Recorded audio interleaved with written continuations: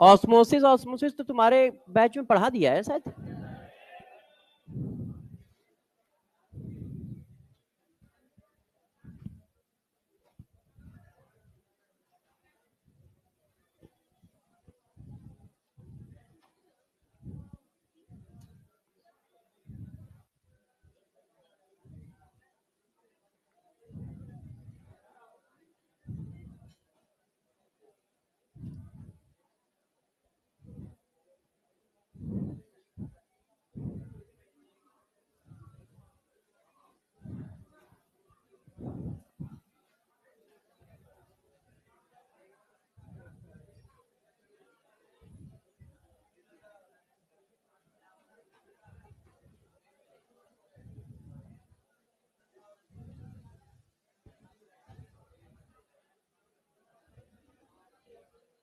Lecture number 5 है या 6? 6।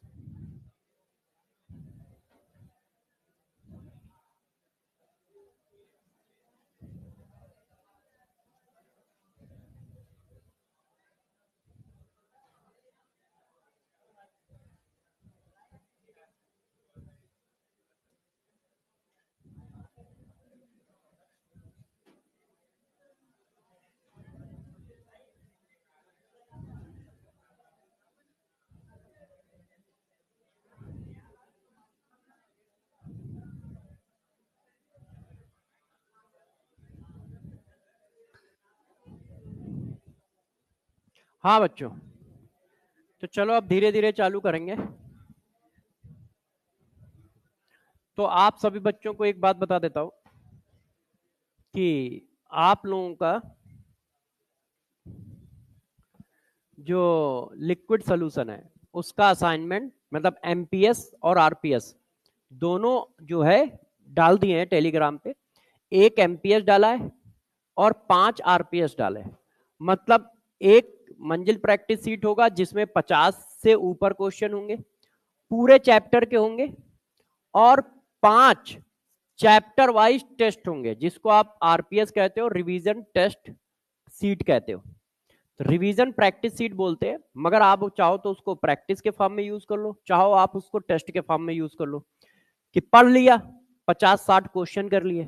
अब चलो टेस्ट लेते हैं अपना कि पूरे चैप्टर में नंबर कितने आते हैं। 15 क्वेश्चन या 17 क्वेश्चन होंगे। 20 मिनट का अलार्म लगाओ और देखो 15-17 क्वेश्चन 20 मिनट में करते हो तो कितने नंबर आते हैं।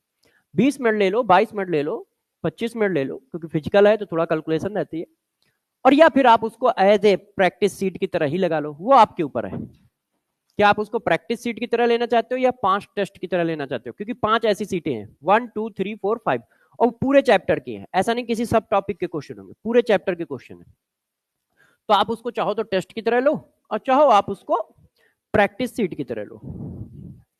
नहीं नहीं बेटा, एक चैप्टर में ही, एक चैप्टर में हमेशा इतनी चीज मिलेंगी। एक आपको मंजिल प्रैक्टिस सीट मिलेगी जो पूरे चैप्टर की होगी, मगर उसमें क्वेश्चन होंगे 50 से ऊपर। जैसे इलेक्ट्रोकेमिस्ट्री में मुझे पता है 70 डाले मैंने, सोल्यूशन में 50-60 डाले हैं, ठीक है। तो 50-60 क्वेश्चन होंगे। फिर ऐसे छोटे छोटे 5 अलग असाइनमेंट होंगे, रिवीजन प्रैक्टिस सीट आरपीएस, उसमें पूरे चैप्टर के 15-16 क्वेश्चन होंगे। एक में 1 में 15-16, 2 में 15-16, तीसरे में 1 से लेके 5 तक में सब में 15-16 20 क्वेश्चन होंगे। तो वो दिया गया है कि आप पहले पूरे चैप्टर की अच्छे से प्रैक्टिस कर लो, और वो दिए गए रिवीजन के लिए कि आप चाहो तो रिवीजन कर लो या चाहो तो टेस्ट के फॉर्म में कर लो या चाहो तो और ज्यादा प्रैक्टिस कर लो। ये आपके ऊपर है कि आप किस लेवल पे हो, अपने लेवल के हिसाब से सेट कर लो। कि आपको लगता नहीं यार हम टेस्ट दे लें, तो आप टेस्ट दे दो, तो उसको एज ए टेस्ट भी यूज कर सकते हो। तो आपको ये सारा काम करना स्टार्ट कर देना है, ठीक है, क्योंकि आपके बैच में राउल्ट्स लॉ पूरा खत्म हो गया है। आज हम लोग वन टॉप फैक्टर भी यदि खत्म कर लेंगे तो आप उन क्वेश्चनों को कर पाओगे जो क्वालिटेटिव प्रॉपर्टी से रिलेटेड है। वो सारे क्वेश्चन भी आप करने लायक हो जाओगे।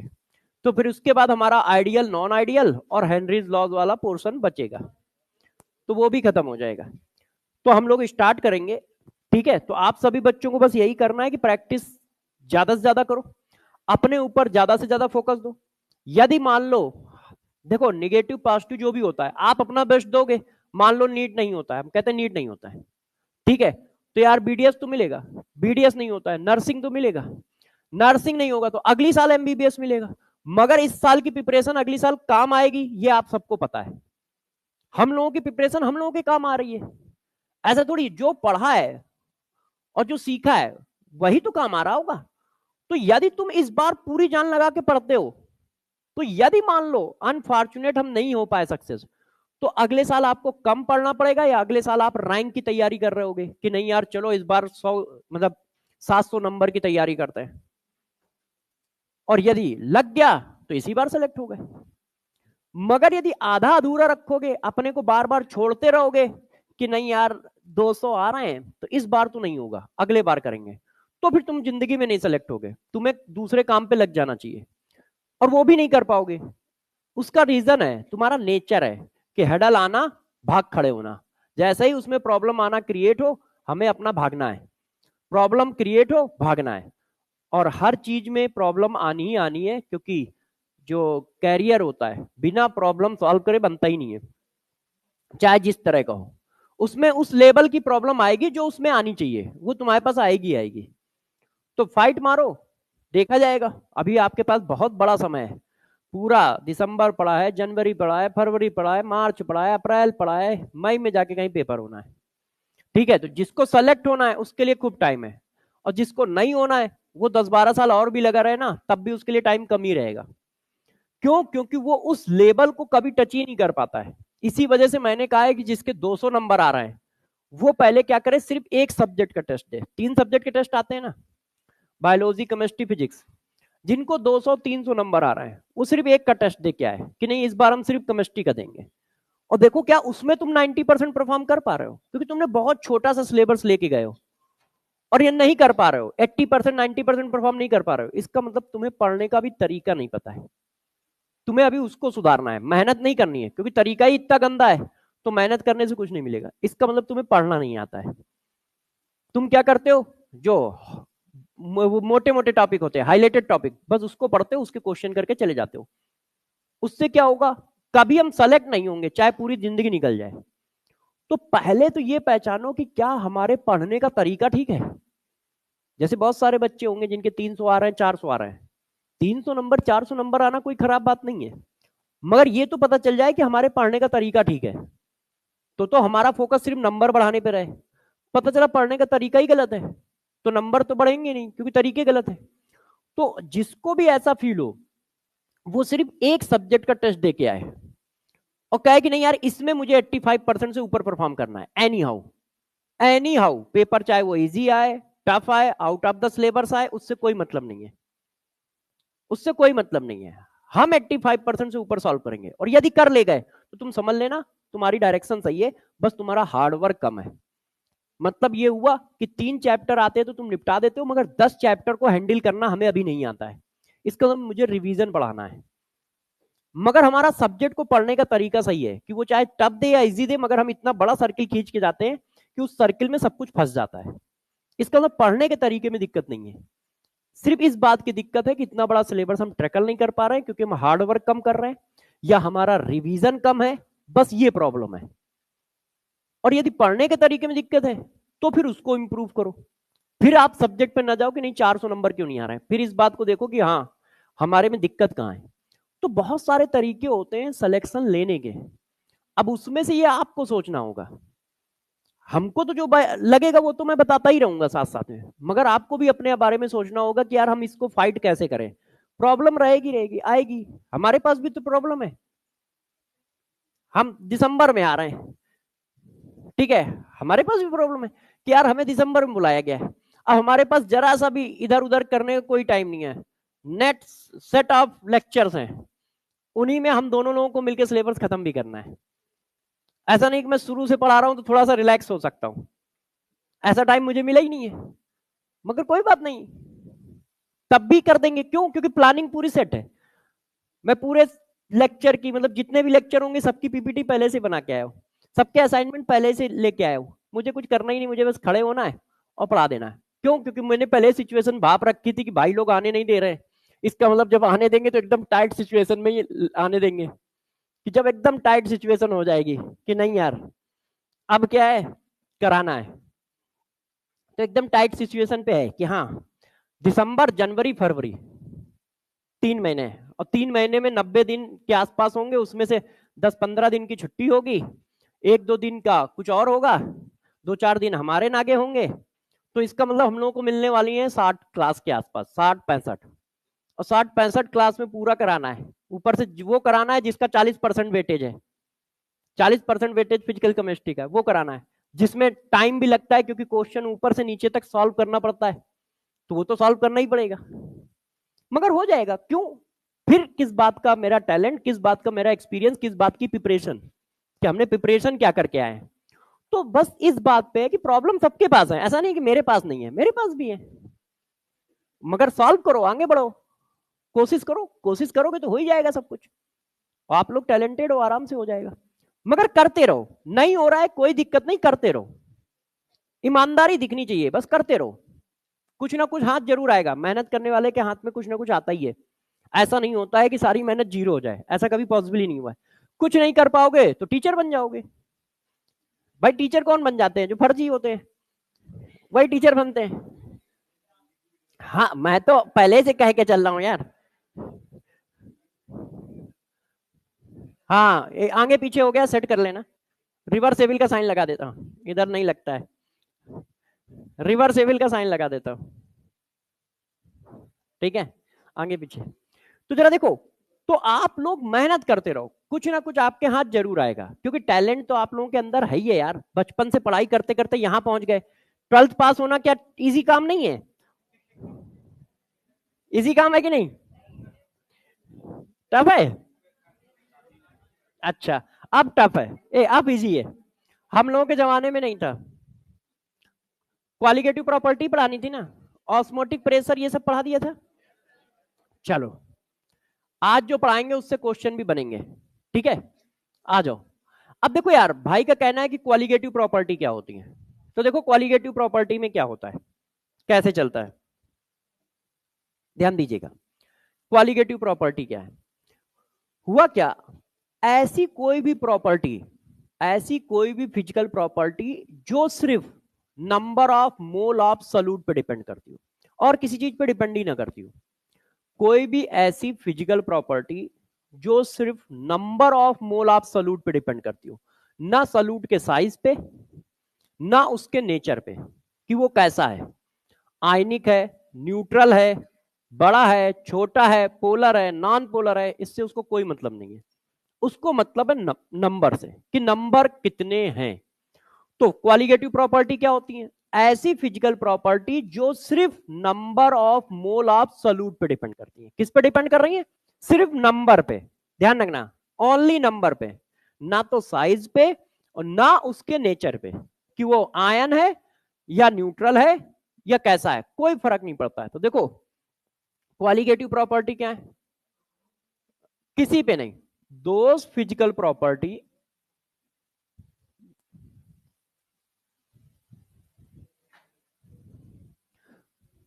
फिजिकल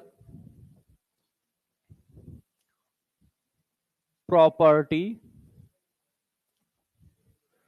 which is only, ध्यान दीजिएगा, only depend upon,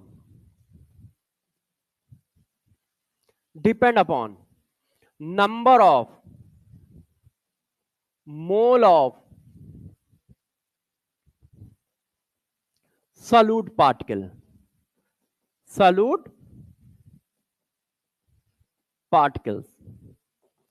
ऐसी फिजिकल प्रॉपर्टी जो सिर्फ number of mole of solute particle पे डिपेंड करती है। ओनली लगे होने का मतलब ही यही है कि ना तो वॉल्यूम पे, ना मास पे, ना किसी पे, सिर्फ मोल पे। और ध्यान रखना, मास नहीं लिखा है, मोल लिखा है, क्योंकि मास नंबर नहीं है, मोल नंबर है, तो सिर्फ नंबर पे डिपेंड करती है, ठीक है। ऐसी फिजिकल प्रॉपर्टी जो सिर्फ सॉल्यूट के नंबर पे डिपेंड करेंगे, वो किस पे नहीं डिपेंड करेंगी? साइज ऑफ सॉल्यूट पे नहीं डिपेंड करेंगी, साइज ऑफ सॉल्यूट, वो नेचर ऑफ सॉल्यूट पे नहीं डिपेंड करेंगी कि उसका नेचर कैसा है, नॉट डिपेंडेंट।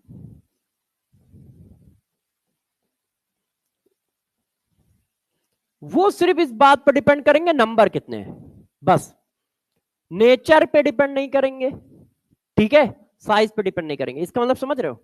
इसका मतलब है यदि सलूट अलग अलग भी है और नंबर सेम है तो वैल्यू सेम है, क्योंकि नेचर पे डिपेंड नहीं कर रहा। नेचर का मतलब क्या है कि यदि सलूट अलग अलग है तो डिपेंड करेगा कि नहीं, तो नेचर पे नहीं कर रहा है। इसका मतलब अलग अलग सलूट हो उससे हमें कोई मतलब नहीं। साइज क्या है उससे हमें कोई मतलब नहीं है। आयन है सलूट या न्यूट्रल एटम है या मॉलिक्यूल है, इससे हमें कोई मतलब नहीं। हमें मतलब है सिर्फ उसके नंबर से कि कितने नंबर में है, 2, 2, 4, 6, 10, 15 कितना है, बस। और किसी बात से नहीं मतलब है। तो ऐसी फिजिकल प्रॉपर्टी जो सिर्फ सिर्फ सिर्फ नंबर पर डिपेंड करती है उनको कहते हैं क्वालिटेटिव प्रॉपर्टी। अब ऐसी फिजिकल प्रॉपर्टी कौन कौन सी होती है? तो देखो, ऐसी फिजिकल प्रॉपर्टी कौन कौन सी है। एक है relative lowering of vapour pressure, relative lowering of vapour pressure. इसकी वैल्यू सिर्फ आप ध्यान दो तो नंबर पर डिपेंड करती है। Relative lowering of vapour pressure क्या होता है? ये होता है ना। अब इसकी वैल्यू किसके बराबर है? मोल फ्रैक्शन ऑफ सल्यूट के बराबर है। तो यहां पे सिर्फ देखो नंबर है और कुछ नहीं है। इसी तरह से दूसरी है हमारी क्या, elevation of boiling point, delta TB. ध्यान रखना, बॉइलिंग पॉइंट नहीं है, vapour pressure. Vapour pressure qualitative property नहीं है। देख लो, वेपर प्रेशर नहीं लिखा है। वेपर प्रेशर नेचर पे डिपेंड करता है। वाटर का वेपर प्रेशर अलग आता है, अल्कोहल का अलग आता है। इस पर आप लोगों ने क्वेश्चन भी किए हैं पहली क्लास में। तो relative lowering of vapour pressure qualitative property होती है, वेपर प्रेशर क्वालिटेटिव प्रॉपर्टी नहीं होता है। इसी तरह बॉइलिंग पॉइंट क्वालिटेटिव प्रॉपर्टी नहीं होता है। बॉइलिंग पॉइंट भी नेचर पर डिपेंड करता है। आप कहते हो अल्कोहल का बॉइलिंग पॉइंट 78 डिग्री सेंटीग्रेड है, इथाइल अल्कोहल का, और वाटर का 100 डिग्री सेंटीग्रेड है। इसका मतलब नेचर पर डिपेंड कर रहा है। तो बॉइलिंग पॉइंट नहीं है qualitative property, elevation of boiling point qualitative property है। इसी तरह फ्रीजिंग पॉइंट क्वालिटेटिव प्रॉपर्टी नहीं है, dispersion in freezing point qualitative property है। हाँ हाँ, depression in freezing point, delta TF. अब इनके फार्मूले ये हैं, इनके फार्मूले ये हैं। अब last and final, osmotic pressure. ये क्या है? ये भी क्वालिटेटिव प्रॉपर्टी है जिसको आप पाई से रिप्रेजेंट करते हो, CRT। तो जरा देखो, क्वालिटेटिव प्रॉपर्टी क्या है? ऐसी प्रॉपर्टी जो सिर्फ सिर्फ सिर्फ सॉल्यूट के नंबर पे डिपेंड करेंगी और किसी भी चीज पे डिपेंड नहीं करेंगी, उनको हम, ऐसी फिजिकल प्रॉपर्टी को क्वालिटेटिव प्रॉपर्टी कहते हैं। कौन कौन सी है? Relative lowering of vapour pressure, elevation of boiling point, depression in freezing point, osmotic pressure. जो लिखा है वही है। वेपर प्रेशर नहीं है, बॉइलिंग पॉइंट नहीं है, फ्रीजिंग पॉइंट नहीं है, ऑस्मोसिस नहीं है, ये सब नहीं है, है ना। अब बात आती है, ठीक है भाई, हम लोगों ने देखो ये हेडिंग अभी की है पीछे, तो अब कहानी को थोड़ा आगे बढ़ाते हैं। ये तो थी क्वालिटेटिव प्रॉपर्टी की डिफिनीशन कि क्वालिटेटिव प्रॉपर्टी क्या है? ऐसी फिजिकल प्रॉपर्टी जो सिर्फ सिर्फ सिर्फ number of mole of solute पे डिपेंड करती है, ठीक है। तो इस पर क्वेश्चन कैसा आता है वो ये ले लो, पहले करते चलो। Which one is a qualitative property? Boiling point qualitative property नहीं है, वेपर प्रेशर क्वालिटेटिव प्रॉपर्टी नहीं है, फ्रीजिंग पॉइंट क्वालिटेटिव प्रॉपर्टी नहीं है, ऑस्मोटिक प्रेशर है कि नहीं। क्वालिटेटिव प्रॉपर्टी क्या है?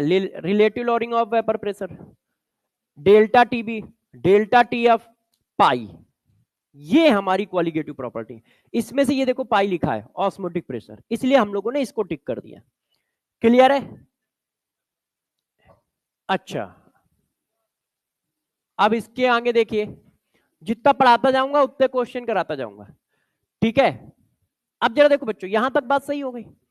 अब इतनी देर से हम लोगों ने जितना पढ़ा था, जो पढ़ के आए हो, उसमें थोड़ी सी प्रॉब्लम है, फर्जीपना फैला हुआ है। इसी वजह से मैंने अभी तक एक भी क्वेश्चन नहीं कराए न्यूमेरिकल, थ्योरेटिकल कराए होंगे, न्यूमेरिकल नहीं कराए।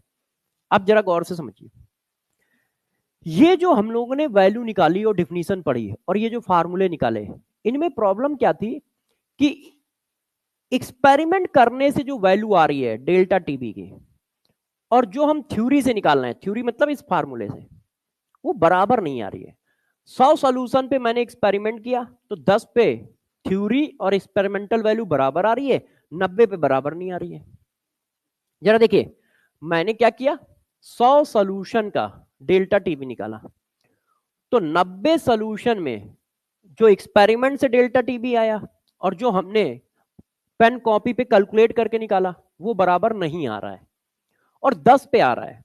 10 पे आने का मतलब है थ्योरी सही है, 90 पे आने का मतलब, न आने का मतलब है कि थ्योरी गलत भी है। तो ये हुआ कि यार थ्योरी सही भी है गलत भी है। तो प्रॉब्लम ये आया कि यार सही भी है गलत भी है क्या होता है, गड़बड़ कहां है? क्योंकि हर सोल्यूशन इसको फॉलो नहीं कर रहा है, कुछ सोल्यूशन फॉलो कर रहे हैं, कुछ सोल्यूशन इसको फॉलो कर रहे हैं मगर सभी नहीं कर रहे हैं। तो ये हुआ कि यार गड़बड़ कहां है। तो उन्होंने कहा जरा इसका नाम बताना, तुमने क्या लिख रखा है। उन्होंने कहा यार ये ऐसी प्रॉपर्टी है जो सिर्फ सॉल्यूट के नंबर पे डिपेंड करती है। तो उन्होंने कहा यार तुम पूछ क्यों रहे हो, जब तुम खुद लिख के आए हो कि सॉल्यूट के नंबर पे डिपेंड करती हैं, तो इसका मतलब सॉल्यूट के नंबर ही गलत निकाल रहे होगे, यही तुमने फर्जीपना फैलाया होगा। भाई तुमने साफ साफ छाप डाला कि ये वो प्रॉपर्टी है जो सॉल्यूट के नंबर पे डिपेंड करती हैं। अब कैलकुलेशन करने से आंसर मैच नहीं कर रहा है, तो गलती कहां होगी, इसका मतलब सॉल्यूट के नंबर ही गलत निकल रहे होंगे, है कि नहीं? इतने में तो कंफ्यूजन नहीं है ना कोई, कि यदि मैं कह रहा हूं ये फार्मूले हर एक सॉल्यूशन पे एप्लीकेबल नहीं है, तो ये हुआ इसमें गलती क्या है, तो गलती क्या होगी, सॉल्यूट के नंबर ही गलत निकल रहे होंगे। क्यों? क्योंकि ये सब तो क्वालिटेटिव प्रॉपर्टी है, ये तो सिर्फ सॉल्यूट के नंबर पर डिपेंड करते हैं, इसका मतलब नंबर गलत तरीके से निकाले जा रहे हैं। तो फिर कहा कि भाई कैसे गलत तरीके से निकाले जा रहे हैं, तो वान टॉप भैया आए, उन्होंने कहा यार मैं बताता हूं, तुम लोगों ने जो फर्जीपना फैलाया है उसको मैं सेट करता हूं। देखो वान टॉप भाई साहब ने क्या बताया उसको देखते हैं। देखिए बच्चों गौर सुनिएगा, छापिएगा नहीं, बस एक बार कॉन्सेप्ट सेट कर दूं फिर छापना। देखो आपसे मैंने पूछा सॉल्यूट कितने हैं, तो देखो आपने क्या कहा, आपने कहा यार देखो सर 1 मोल NaCl डाल रहा हूं।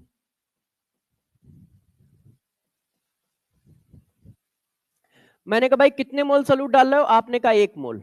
मैंने यहां फार्मूले में जाके, चलो इसमें लिख देता हूं, मैंने यहां फार्मूले में जाके मोल ऑफ सॉल्यूट 1 डाल दिया, मास ऑफ सॉल्वेंट जो था वो डाल दिया अपना। जरा समझते जाइएगा, डरिएगा नहीं।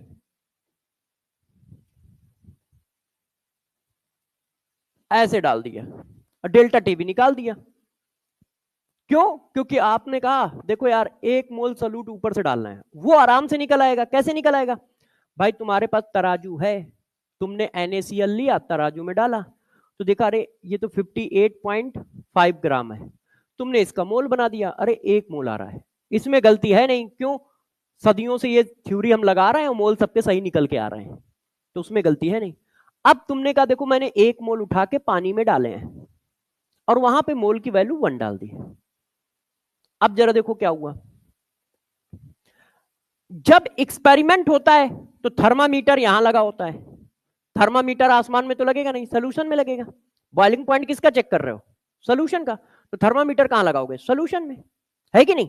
तो थर्मामीटर यहां लगा होता है कि यार प्रभु यहां पे थर्मामीटर लगा है। अब क्या हुआ दिक्कत, वान ठाप ने बताया कि यार जो आप 1 मोल काउंट कर रहे हो रियलिटी में 1 मोल है ही नहीं। क्या मतलब? उन्होंने कहा भाई ये जब पानी में जाता है ना तो 2 मोल हो जाता है। ये देखो उन्होंने कहा फर्जीपना यहां है, 1 मोल ये है। अब मोल कॉन्सेप्ट लगाओ, 0 0। पानी में जाने से पहले ये सिचुएशन है, अब पानी में चला गया, सोल्यूशन में आ गया, जब सोल्यूशन में आया तो ये 0 हो गया, ये 1 मोल हो गया, ये 1 मोल हो गया। तो अब बताओ कितने मोल हो गए सल्यूट? 2 मोल। मैंने कहा था सल्यूट के नेचर पे डिपेंड नहीं करता है। अब नेचर न्यूट्रल हो या आयन हो क्या फर्क पड़ता है?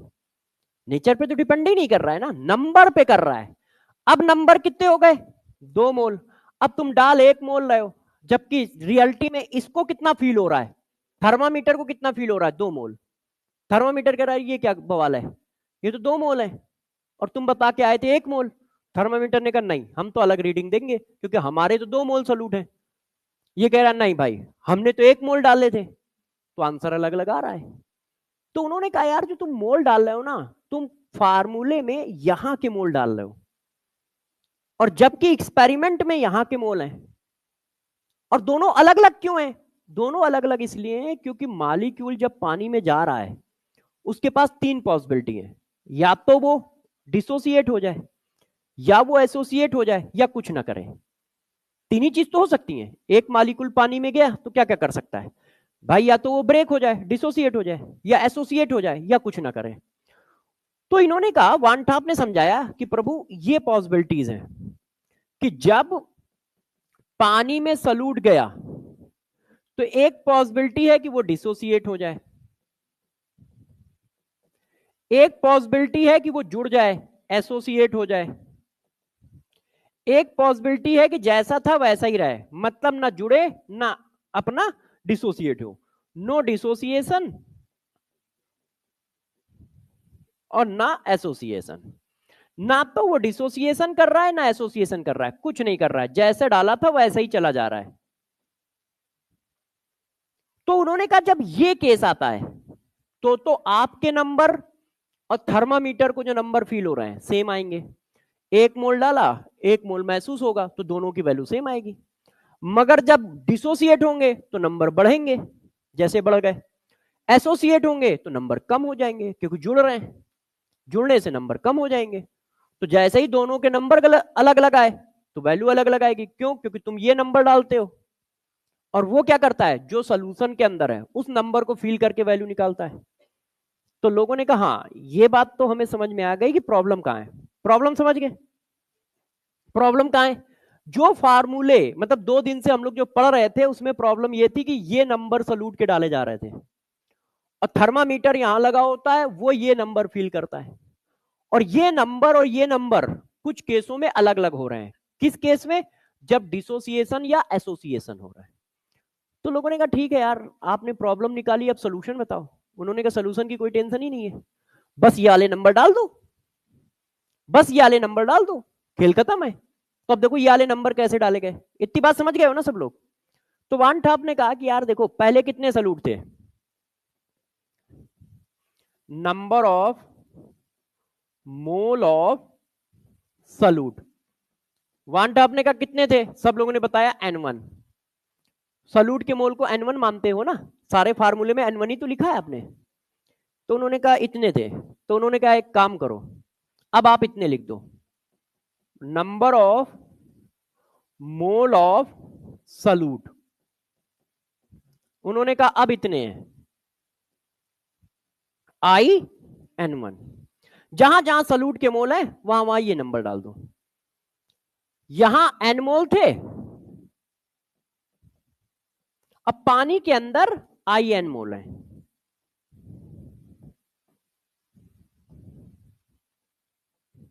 ये मोल है। उन्होंने कहा ऐसा कर लो। तो लोगों ने कहा ठीक है, कर लिया। जहां जहां सलूट के मोल हैं वहां वहां पे उन्होंने IN लिख दिया। मतलब उन्होंने कहा ये सारे फार्मूले अब ऐसे कर दो। देखिए सारे फार्मूले ऐसे हो गए, डेल्टा टीबी इक्वल टू हो गया KB into mole of salute, mass of solvent in KG. जहां पे मोल है वहां पे हम बस INA डालना है। क्लियर है ये बात? ये बात समझ तो पा रहे हो ना सब लोग? तो उन्होंने कहा यार ऐसे कर दो, तो ठीक है। अब जरा देखो, फिर बाद में इसको ऐसे लिख लिया गया, तो बच्चों को लगता है कि I का मल्टीप्लाई आगे है। ऐसा नहीं है, वो मोल ऑफ सॉल्यूट के साथ रखा गया है, मगर लोग उठा के आगे कर लेते हैं। तो ये पुरानी वाली मोलरिटी हो गई कि नहीं? मोल of solute mass of solvent. तो ये ऐसे लिख गया। इसी तरह से डेल्टा टीएफ में भी किया गया। अब डायरेक्ट लिख दूं तो बुरा नहीं मानोगे कि लिख के देखना पड़ेगा। ये देखो, मोल ऑफ सॉल्यूट जहां जहां पे है वहां वहां पे मैंने आई एन ए कर दिया। इसको भी जल्दी जल्दी में शॉर्टकट में हम लोगों ने ऐसे रिप्रेजेंट कर दिया।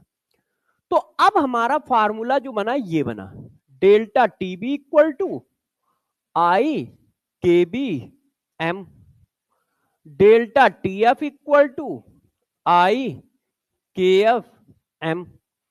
अब इसके बाद ऑस्मोटिक प्रेशर में सी, सी का मतलब क्या होता है? मोल ऑफ सॉल्यूट, यही तो होता है, volume of solution into R into T. अब यहां पे क्या रख दोगे? I, I N A R into T. तो इन्होंने इसको भी क्या कर दिया? ऐसे लिख दिया। समझ पा रहे हो क्या किया है? मैंने कुछ नहीं किया है, बस जहां जहां पे सॉल्यूट के मोल हैं उनके नंबर हमने चेंज कर दिए, एन की जगह आई एन लिख दिया है, एन की जगह आई एन लिख दिया है। क्लियर है? अच्छा, अब जरा देखो, यहां पे जरा देखना, बुकों में बहुत गलत लिखा है इस जगह पे, relative lowering of vapour pressure. इसकी वैल्यू ये थी, P naught minus P S upon P naught equal to N1 upon N1 plus N2 है। तो अब हमें क्या करना है? N1 की जगह IN लिखना है। तो ये फार्मूला ऐसे हो गया, गौर से देखिएगा, ऐसे भाई, जहां जहां सॉल्यूट के मोल है वहां वहां हमें डालना है। इस बार सॉल्यूट के मोल नीचे भी हैं, मोल फ्रैक्शन है ना, तो मोल फ्रैक्शन में सॉल्यूट के मोल नीचे भी होते हैं, तो वहां ऐसे हुआ। अब ये जो रिप्रेजेंटेशन है ये बहुत गलत रिप्रेजेंटेशन है, जिसकी वजह से इस पर जब बेस्ड क्वेश्चन आता है तो बच्चे बेचारे गलत कर देते हैं। और इसमें बच्चों की गलती नहीं है, लिखने वाले की गलती है, ऐसे लिख दिया जाता है। अब ये गलत लिखा है क्योंकि बच्चे को लगता है कि आई का मल्टीप्लाई है सिर्फ ऊपर, तो वो यहां तो कर देता है, यहां नहीं करता है। अब यहां नहीं करोगे तो क्वेश्चन गलत आ जाएगा, क्योंकि आई का मल्टीप्लाई कहां कहां है? जहां सॉल्यूट के मोल है।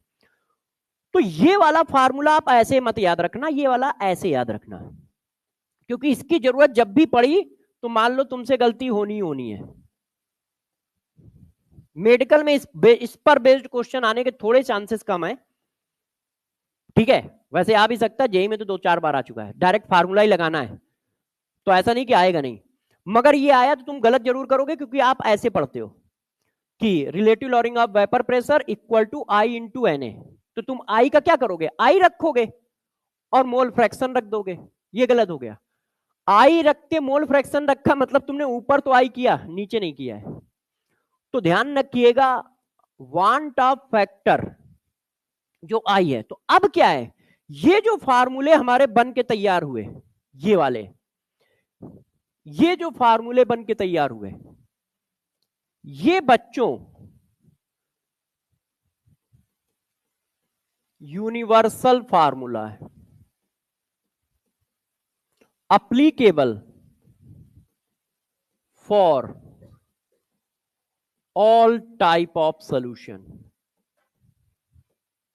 चाहे एसोसिएशन हो, चाहे डिसोसिएशन हो, और चाहे कुछ ना हो। तो आप कभी भी ये फार्मूले नहीं यूज करोगे, क्योंकि ये फर्जीपना है, ये जो पीछे लिखे हैं ये वाले। इसी वजह से मैंने कोई क्वेश्चन ही नहीं कराया इन पे, क्योंकि मैं लिखूंगा तो बच्चा लिखेगा ही लिखेगा, जो मैं सिखाऊंगा वही तो सीखेगा, तो मैं ही नहीं लिख रहा, तो इन पर मैं कभी लगाऊंगा ही नहीं। मतलब ये फार्मूले कभी आप लगाइए नहीं, केस कोई भी हो, आप हमेशा इन फार्मूलों को यूज करोगे। कैसे करना अभी सिखाऊंगा अभी, क्योंकि ये यूनिवर्सल फार्मूले हैं और वो स्पेसिफिक फार्मूले हैं। स्पेसिफिक फार्मूले कब? जब ना एसोसिएशन हो रहा हो ना डिसोसिएशन हो रहा हो, तब वो फार्मूला यूज होगा। तो यार स्पेसिफिक में जाओ ही क्यों, सीधा यूनिवर्सल यूज करो ना। हम क्यों देखेंगे कि सोल्यूशन कैसा है? अपने को देखना ही नहीं है कि सोल्यूशन किस क्वालिटी का है, अपने को बस क्या है, ये फार्मूला चिपका देना है, जैसा भी हो अपने को मतलब नहीं है। अब लोगों ने कहा यार ठीक है वांटअप भाई, प्रॉब्लम तो ये सॉल्व हो गई कि फार्मूले क्या आएंगे। अब एक्सपेरिमेंटल वैल्यू और कैलकुलेटिंग वैल्यू 100% मैच करने लगी, मगर उन्होंने कहा ये आई निकलेगा कैसे? भाई मोल निकालना तो हमें आता है बचपन से, ये आई कैसे निकलेगा? तो इस आई का नाम रख दिया गया वान टॉप फैक्टर। क्यों? क्योंकि वान टॉप को रिगार्ड करना था कि भाई ने इतनी बड़ी चीज खोजी है, तो उसका कुछ नाम आम रख लेते हैं। तो आई का नाम रख दिया गया क्या? वान टॉप फैक्टर। इसको हम लोग कहते हैं वान टॉप फैक्टर। ठीक। अब बात आया कि ये निकलेगा कैसे। तो इन्होंने बताया देखो यार ये कैसे निकलता है, जरा एक एक करके अब सब लोग समझते चलो। ठीक है, पहला केस, केस नंबर 1, जो अभी तक पढ़ाया वो हजम हुआ है? क्या हुआ है? अभी तक मैंने बस जरा सी एक लाइन बोली है, बस उसी के आगे पीछे मैं घूमता रहा हूं, नहीं तो बस एक ही दो लाइन बोली है। क्या बोली? कि भाई जो हम लोगों ने अभी तक पढ़ा था उसमें जो सलूट के मोल रखे गए थे वो ऊपर से डालने वाले रखे गए थे, और जबकि एक्सपेरिमेंट में आते हैं सॉल्यूशन के अंदर कितने सलूट है, तो पता चला इन दोनों में डिफरेंस है। क्यों? क्योंकि जब सलूट है पानी में जाता है तो वो टूट भी जाता है, जुड़ भी जाता है, मतलब डिसोसिएशन भी कर रहा है, एसोसिएशन भी कर रहा है, जिसकी वजह से नंबर चेंज हो रहे हैं। और नंबर चेंज होंगे तो सब कुछ चेंज होगा, क्योंकि तुम इनका नाम रख चुके हो क्वालिटेटिव प्रॉपर्टी, जो सिर्फ नंबर पे डिपेंड करते हैं। तो ये हुआ कि सही नंबर कैसे निकाले जाएं, तो वान टॉप ने कहा सही नंबर निकालने के लिए इन सब में आई का मल्टीप्लाई कर दो। तो जहां जहां सलूट के मोल थे वहां वहां हमने आई एन ए लिख दिया। पहले वो कितने थे? एन ए, अब क्या हो गए? आई एन ए, सारे फार्मूले में डाल दिया। अब वो फार्मूले हमारे यूनिवर्सल हो गए।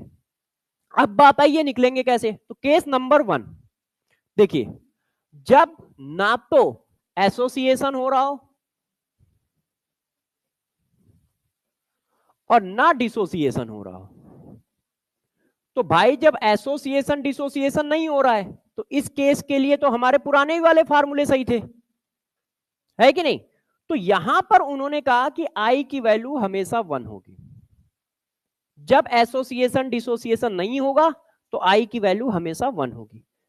अब ऐसे कौन से मॉलिक्यूल है? तो जर्नली वो कौन से हैं? कार्बोहाइड्रेट। जो हमारे कार्बोहाइड्रेट हैं वो जनरली इस कैटेगरी में आते हैं। ग्लूकोज है ना, सुक्रोज, वो तो कर ही लोगे कि ग्लूकोज आ गया, सुक्रोज आ गया, मैनोज आ गया, या फिर हाइड्रोकार्बन। क्या हाइड्रोकार्बन एसोसिएशन डिसोसिएशन करते हैं? बेंजीन को एसोसिएशन डिसोसिएशन करते हुए देखा, या टाइलुइन को हमने देखा, या साइक्लोहेक्सेन को देखा? नहीं। तो ये जो हमारे कार्बोहाइड्रेट हैं, हाइड्रोकार्बन है, यूरिया है, ये सब इस कैटेगरी में आते हैं। ना तो ये एसोसिएशन करते हैं ना डिसोसिएशन, और यदि एसोसिएशन डिसोसिएशन नहीं हो रहा है तो I1। क्वेश्चन में वो किसी भी तरह का हिंट नहीं दे रहा है एसोसिएशन डिसोसिएशन का, तो भी अपनी तरफ से I1 डालो, मतलब वो इस केस को मान के चलो, इस केस को मान के चलो। तो पहला केस क्या है कि ना तो एसोसिएशन हो ना डिसोसिएशन हो। यदि एसोसिएशन डिसोसिएशन नहीं हो रहा है तो हमेशा आई की वैल्यू 1 होगी। ठीक है, अब आप कैसे पहचानोगे, क्योंकि क्वेश्चन में लिखेगा तो नहीं। तो तुम देख लेना, यदि कोई कार्बोहाइड्रेट हो, ग्लूकोज, फ्रैक्टोज, सुक्रोज, मैनोज, ये सब डाल रहा है तो I1। यूरिया डाल रहा है I1। यदि हमारा सोल्यूट पार्टिकल साइक्लोहेक्सेन है ना, हेप्टेन, ऐसा कुछ है तो I1, क्योंकि ये सब पानी में जाके एसोसिएशन डिसोसिएशन नहीं करते हैं। अब केस नंबर 2, केस नंबर 2, जब क्या हो? डिसोसिएशन हो रहा हो। Dissociation occurs in solution. अब यदि सॉल्यूशन में सॉल्यूट पार्टिकल डिसोसिएट हो रहा है तो क्या होगा? तो अब हमें आई निकालने का आपको फंडा बताना पड़ेगा। बहुत सिंपल सा होता है। क्या होता है? चलो छापते हैं। देखिए, van't Hoff factor equal to होता है total number of mole of solute particle, solute particle, ठीक है, after dissociation.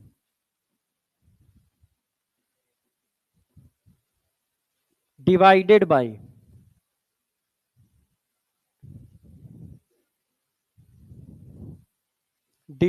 Bye total number of mole of solute particle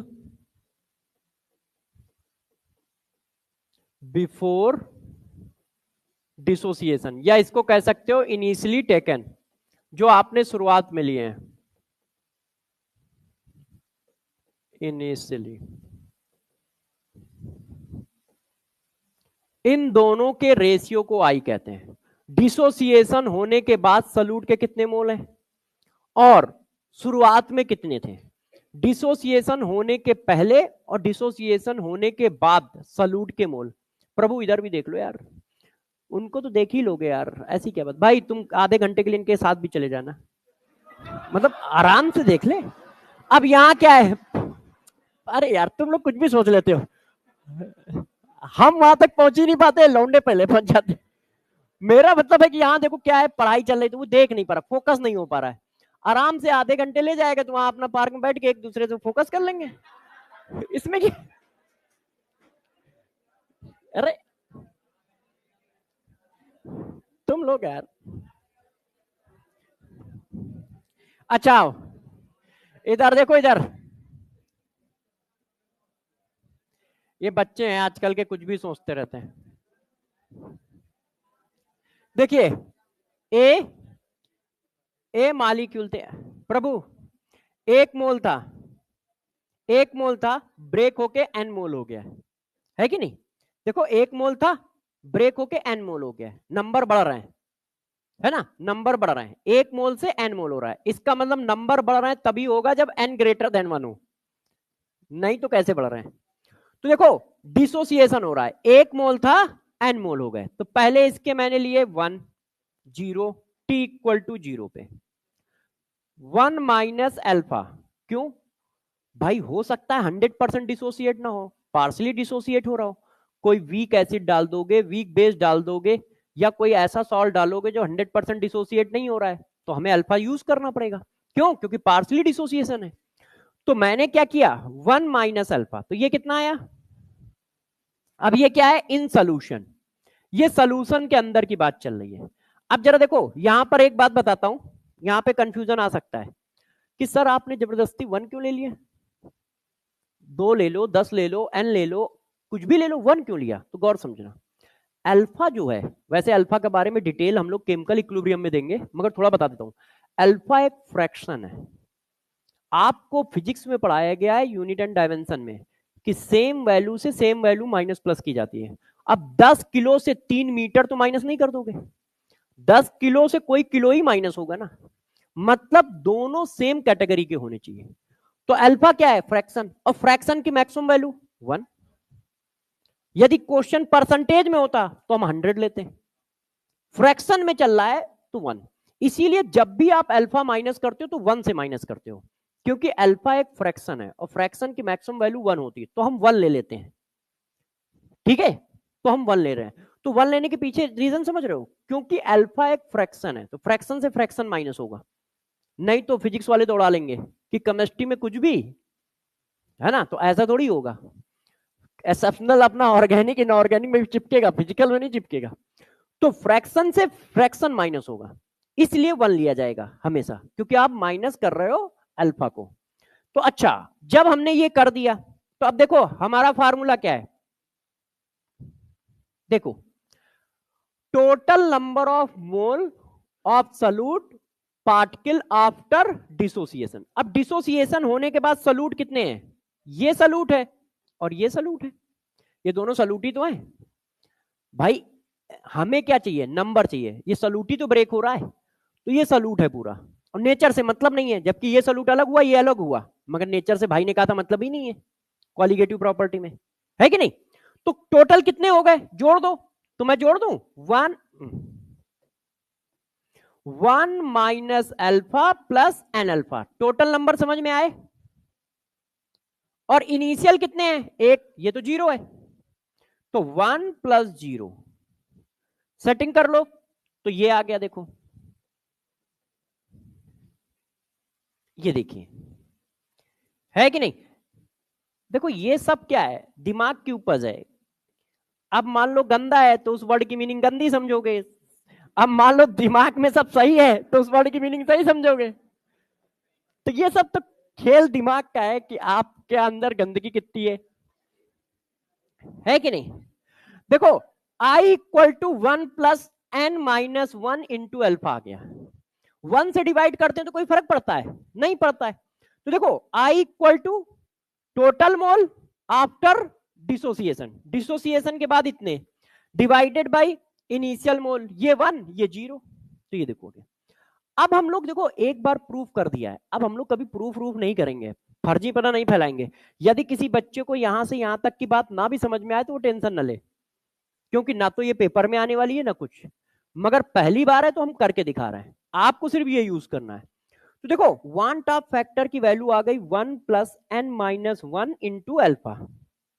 अब इसमें कौन कौन क्या क्या है जरा इसका बस ध्यान रखना। अल्फा क्या है, कितने % डिसोसिएशन हो रहा है, सॉरी देखो मैंने गलत बोला, कितने फ्रैक्शन डिसोसिएशन हो रहा है। 100 का मल्टीप्लाई करने से परसेंटेज बनेगा, है ना। अच्छा एन क्या है, एक मोल सॉल्यूट पार्टिकल से कितने मोल सॉल्यूट पार्टिकल फॉर्म हो रहे हैं। ये देखो यहां पे कितना लिखा है 1 और यहां पे कितना लिखा है एन। तो एन क्या है, एक मोल सॉल्यूट पार्टिकल के डिसोसिएशन में कितने मोल सॉल्यूट पार्टिकल फॉर्म हो रहे हैं, है कि नहीं। तो एन क्या है ध्यान रखो, अल्फा क्या है ध्यान रखो। अब मैं कुछ क्वेश्चन को करके दिखाता हूं। एक बात और बताता हूं, यदि डिसोसिएशन का केस है तो आई ऑलवेज ग्रेटर देन 1 होगा। क्यों, जरा देखो आप खुद कह रहे हो एक था और डिसोसिएट हुआ तो एक से ज्यादा ही हो जाएगा ना, है कि नहीं। तो ये वैल्यू हमेशा ग्रेटर देन 1 है और ये 1 है, तो आई हमेशा ग्रेटर देन 1 ही आएगा। आप पहले ही कह रहे हो कि शुरुआत में एक है, अब डिसोसिएशन हो रहा है तो उससे ज्यादा ही नंबर आएंगे। तो आई की वैल्यू डिसोसिएशन के केस में ऑलवेज ग्रेटर देन 1 होगी। यदि मान लो लेस देन 1 आ जाए या 1 आ जाए तो तुम समझ जाना कहीं तुम गलत करके आ रहे हो, क्योंकि डिसोसिएशन है तो ऑलवेज ग्रेटर देन 1 आना चाहिए। तो आई की वैल्यू जो होगी ऑलवेज ग्रेटर देन 1 आएगी डिसोसिएशन के केस में। निकालोगे कैसे, मैं 2-4 मॉलिक्यूल का निकाल के भी दिखाता हूं। देखिए जैसे ये देखो, मेरे से किसी ने कहा कि यार सर आप एक काम करो एस्टिक एसिड का निकाल दो, तो मैंने कहा भाई निकाल देंगे। अब एस्टिक एसिड जब ब्रेक होता है तो किस में ब्रेक होता है, एसीटेट आयन में और एच आयन में। अब देखो पार्टिकल पार्टिकल बोला गया है और बार बार बोला गया है, नेचर से कोई लेना देना नहीं है, सिर्फ नंबर से लेना देना है कि नहीं। तो जरा देखो यहां कितना है 1 और कितने आए, 1 और 1 कितने होते हैं 2, तो 1 मोल से कितने मोल आए 2 मोल आए। यहां कितना है 1, एक ये आया एक ये आया, तो टोटल सॉल्यूट पार्टिकल कितने हैं 2 मोल हो गए, तो एन की वैल्यू 2। अब मैंने छाप दिया, ये देखो ठीक है। अब एन की वैल्यू 2 डाल दी तो ये आ गया, सही है, कोई दिक्कत तो है नहीं। अच्छा बच्चों ने कहा नहीं सर कुछ और दो, तो मैंने कहा लो यार अब इसको करते हैं। देखो K4FeCN का होल 6। अब ये कॉम्प्लेक्स कंपाउंड है, तो कॉम्प्लेक्स कंपाउंड को आयोनाइज करना आपको आता है, स्क्वायर ब्रैकेट का आयोनाइजेशन नहीं होगा, है ना। तो भाई ये कितने हैं 4 पोटेशियम आयन प्लस ये कॉम्प्लेक्स आयन। अब यहां कितना है 1 और यहां कितना है 4 और 1 5, एन की वैल्यू है 5। आपने वैल्यू डाल दी, देखो 1 + 5 - 1 इंटू अल्फा, क्योंकि मैं अल्फा की वैल्यू कहीं नहीं दे रहा हूं, ये देखो क्लियर है, चेक करो सही आ रहा है, ठीक है। अब जरा देखो बच्चों एक दो और एग्जांपल दे देता हूं।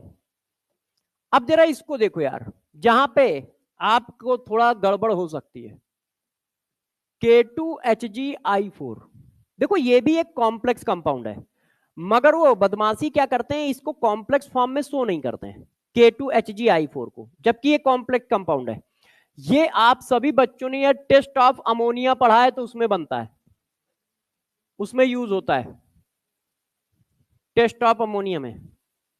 अच्छा देखो, तो ये कॉम्प्लेक्स कंपाउंड है इस तरह का, अब आप कर लोगे, बस मुझे इतना ही बताना था, बाकी डिसोसिएट करना तो आपको आता ही है। तो K2HgI4 एक कॉम्प्लेक्स कंपाउंड होगा, ये हमेशा ऐसे देते हैं, मगर आप इसको ऐसे समझ के चलोगे, मतलब यहां मन की आंखों का यूज करना पड़ेगा, है ना, नहीं तो घटना घट जाएगी। अब फिर आप कहोगे कि सर बताया नहीं आपने। अब जरा देखो, Cu2Cl2, ठीक है, तो Cu2Cl2 करोगे तो ये आएगा,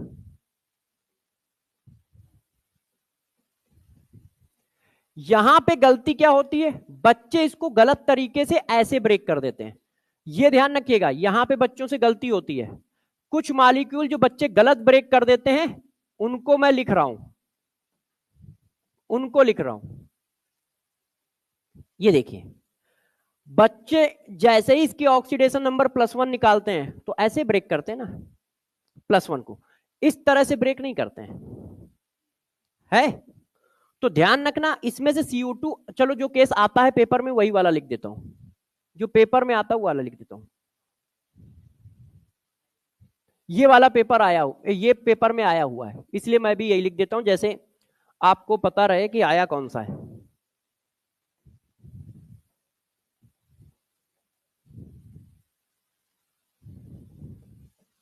ये देखो, अब इसमें देखो कितना आ रहा है, N 4, और ये रॉन्ग है, ब्रेकिंग, इसमें कितना आ रहा है 3, तो यहां पे N की गलती कर सकते हो, यहां पे N की गलती कर सकते हो, यहां पे देखो तुम फार्मूला लगा ही लोगे, इतने बड़े तो हो ही गए हो, आप गलती कहां कर सकते हो, या तो अल्फा में या N में, N में कहां गलती कर सकते हो वो मैं कुछ मॉलिक्यूल बता देता हूं, बाकी सब सिंपल ब्रेक होते हैं, कुछ मॉलिक्यूल हैं जो स्पेशल तरीके से चलते हैं, जैसे एक ये और एक ये, आपने डी ब्लॉक पढ़ लिया,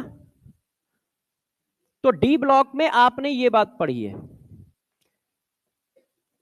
कि जो Hg होता है उसकी +1 बैलेंसी इस फॉर्म में एग्जिस्ट करती है, तो यहां पर भी N की वैल्यू पे फोकस रखिएगा, ये एग्जिस्ट नहीं करता, अनस्टेबल होता है, ये Hg की +1 बैलेंसी ऐसे एग्जिस्ट करती है मेटेलिक बॉन्ड के साथ, ऐसे Hg2 2 पॉजिटिव, तो ये वाला भी ध्यान रखिएगा क्योंकि यहां पर N में आपको फंसाया जा सकता है, तो ये कुछ केस थे जहां पे वो N में फंसाएगा, ठीक है, ये कुछ केस हैं जहां पे वो N में फंसाएगा, तो मैंने कहा कि डिसोसिएशन के केस में I कैसे निकलेगा, N क्या है, 1 मोल से कितने मोल फॉर्म हो रहे हैं, तो कितने फॉर्म हुए 2, कितने फॉर्म हुए 5, कितने फॉर्म हुए 3, कितने फॉर्म हुए, सॉरी ये तो गलत है ना, कितने फॉर्म हुए 3, इतनी बात ठीक है। अब जरा समझना, एक बार जरा अल्फा की वैल्यू 1 डाल के देखो, यदि मैं अल्फा की वैल्यू 1 मान लूं, तो अल्फा की वैल्यू 1 का मतलब आप समझते हो ना 100% डिसोसिएशन, कि 100% डिसोसिएशन हो रहा है, तो यदि मैं 100% मान लूं, जरा आई की वैल्यू बताना, 2, अल्फा की वैल्यू 1 डाल रहे हो ना, इसमें जरा अल्फा की वैल्यू 1 डालो, यदि 100% डिसोसिएशन मानते हो,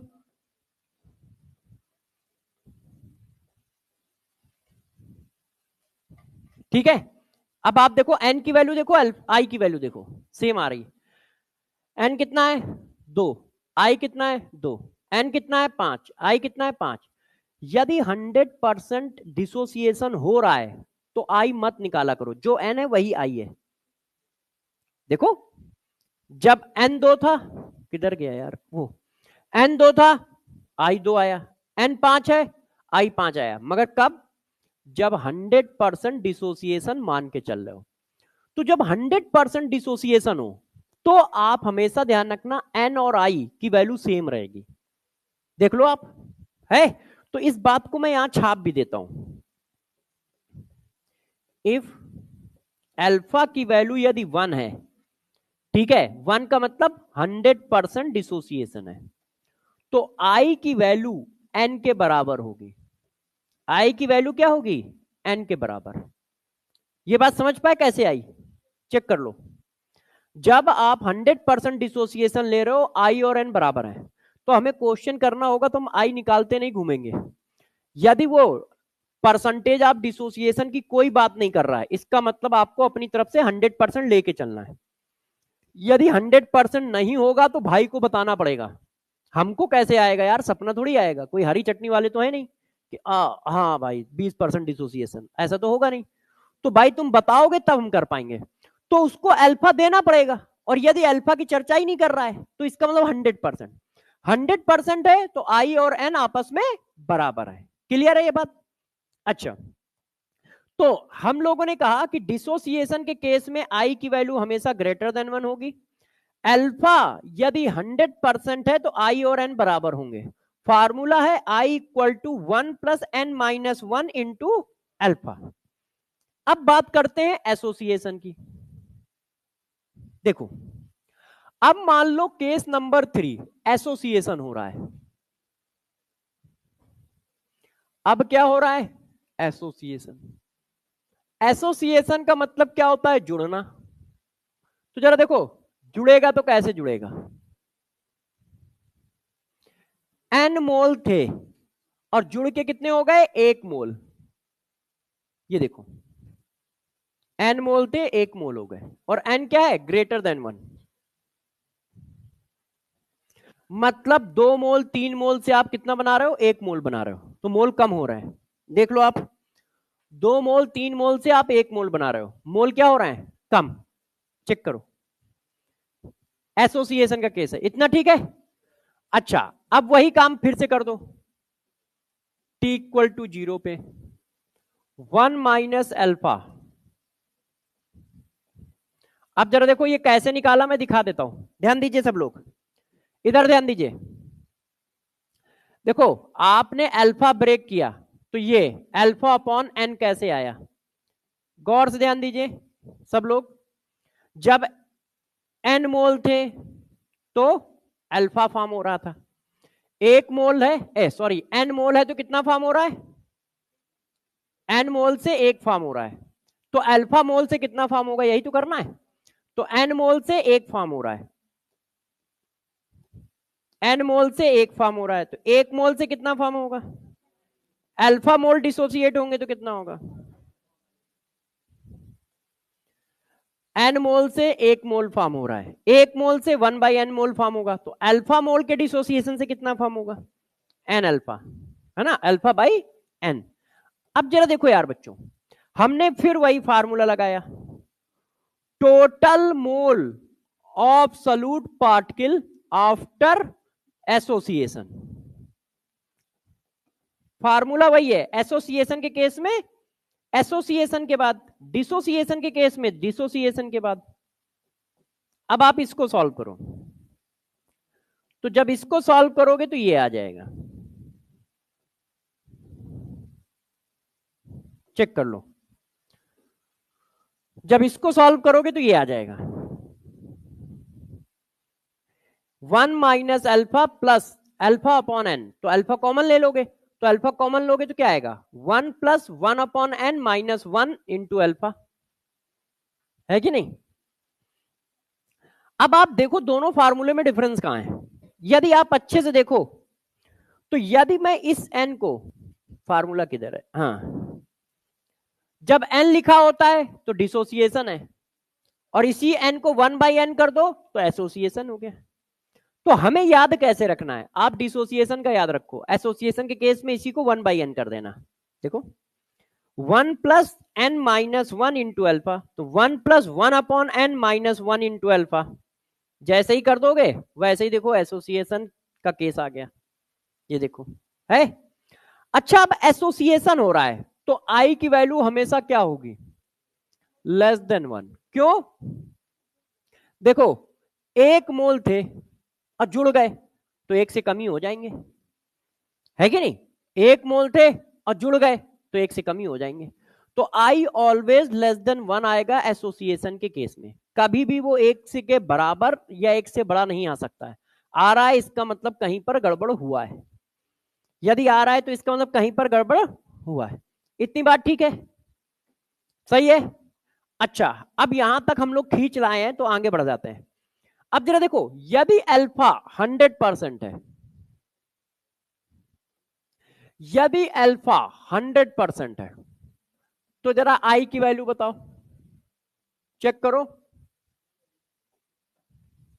देखो अल्फा 100% डाल दो तो 1 डाल दोगे, तो -1 +1 कट गया, तो आई इक्वल टू 1/n। यदि अल्फा 100% है तो आई की वैल्यू 1/n होगी। यदि अल्फा 100% है तो आई की वैल्यू 1/n होगी। क्लियर है सबको? सही है? सबका सही चल रहा है? अरे भाई इधर सही चलाना है, सबसे पीछे उधर पंखे के नीचे, इधर सही चलाना है। तुम तो उनके साथ सही चला रहे हो। अरे यार सिलेक्शन वो थोड़ी देते हैं यार, इधर दे रहे हैं यार, तुम भी यार यही नहीं समझ पा रहे हो। मतलब इतना तैयार होके आता हूं मैं, तब भी बेकार है सब। आओ इधर। अरे जगने के लिए तैयार होके आता हूं यार। एक मैंने कहा ना गंदगी भरी है तो भरी है, स्टेटमेंट आधा बोला बस। अरे सुन तो लो पूरा। तब आगे इधर आओ। अच्छा वापस आ जाते हैं।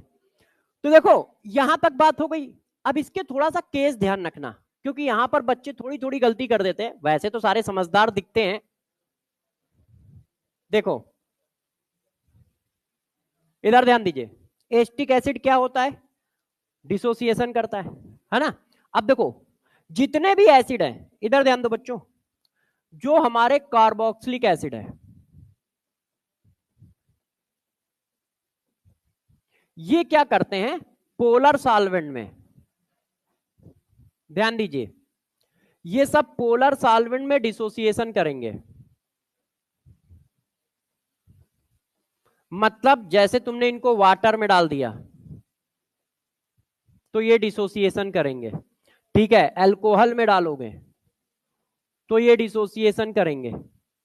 पोलर सॉल्वेंट में जितने भी कार्बोक्सिलिक एसिड है, एस्टिक एसिड, ठीक है, आपका बेंजोइक एसिड, ये सब डिसोसिएशन करेंगे। वीक एसिड है तो पार्सली डिसोसिएट करेंगे। मगर यदि इनको आपने नॉन पोलर सॉल्वेंट में डाल दिया, नॉन पोलर सॉल्वेंट, तो ये क्या करते हैं एसोसिएशन करते हैं। जैसे बेंजीन, आपने बेंजीन सॉल्वेंट में डाल दिया, टैलुइन सॉल्वेंट में डाल दिया, साइक्लोहेक्सेन सॉल्वेंट में डाल दिया। अब ये सब कैसे हैं नॉन पोलर सॉल्वेंट है, तो वहां पर ये इस तरह का एसोसिएशन कर, डिसोसिएशन तो आप कर ही लेते हो, बचपन से करते आए हो, एसोसिएशन वाले थोड़े लिख देते हो। ये देखो ये एसोसिएशन करके डाइमर बनाते हैं, मतलब दो मॉलिक्यूल आपस में जोड़ लेते हैं, ऐसे दो मॉलिक्यूल जुड़े हैं। इसी तरह बेंजोइक एसिड भी करता है, वो भी डिसोसिएशन करता है और दो मॉलिक्यूल अपने से जोड़ लेता है इस तरह से, ऐसे। तो यहां पर n की वैल्यू 2, यहां पर n की वैल्यू 2। तो जितने भी कार्बोक्सिलिक एसिड हैं वो पोलर सॉल्वेंट में डिसोसिएशन करेंगे, नॉन पोलर सॉल्वेंट में एसोसिएशन करेंगे। तो आपको ध्यान देना पड़ेगा कि वो पड़ा किस में है, तभी आप जान पाओगे ना कि एसोसिएशन का केस है या डिसोसिएशन का केस है, नहीं तो पकड़ोगे कैसे, है कि नहीं? देखो तो जब एसिड पड़ा हो तो जरा एक बार सॉल्वेंट पे नजर जरूर मारें, जब एसिड पड़ा हो तो एक बार सॉल्वेंट पे नजर जरूर मारें कि कौन सा सॉल्वेंट है।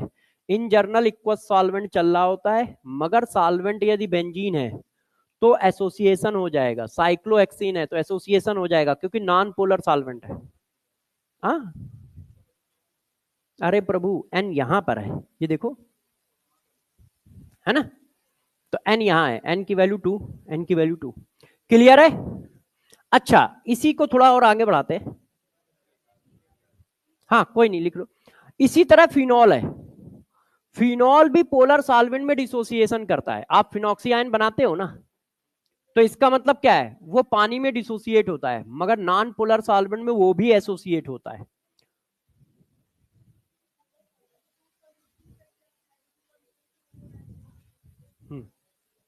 हाँ हाँ ठीक है। जब नॉन पोलर सॉल्वेंट होगा तो वो एक दूसरे को रिपल करते हैं, क्यों? क्योंकि वो पोलर है, वो नॉन पोलर है। तो रिपल करने पर वो क्या करते हैं, आप लोगों ने वो पढ़ा है कोलाइडल सोल्यूशन, है ना, बिल्कुल वैसा ही होता है। तो रिपल करने पर क्या करते हैं, वो आपस में जुड़ जाते हैं ड्यू टू हाइड्रोजन बॉन्डिंग। तो वो आपस में ही कर लेते हैं, क्योंकि उसके साथ कर नहीं सकते, तो वो खुद में कर लेते हैं, क्योंकि उसके साथ उनका रिपल्सन है। आगे बढ़े, कहोगे तभी बढ़ेंगे। तो देखो डिट्टो काम फिनॉल करता है। डिट्टो कौन करता है, फिनॉल। फिनॉल भी पानी में गया तो डिसोसिएशन, और बेंजीन में गया तो एसोसिएशन। तो फिनॉल का भी यही काम है। रुक जाए, कोई नहीं, छाप लो। फिनॉल भी यही करेगा। तो फिनॉल, कार्बोक्सिलिक एसिड, ये सारे यही काम कर रहे होंगे कि पानी में जाने पर डिसोसिएशन, और पानी में नहीं गए तो एसोसिएशन। ठीक है, चलिए अब देखो फिनॉल की चर्चा कर लेते हैं। ये देखो, यदि इसको पोलर सॉल्वेंट में डालोगे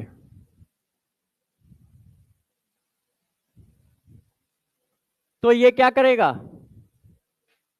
पार्सली आयोनाइज हो जाएगा ऐसे। तो ये डिसोसिएशन का केस आ गया।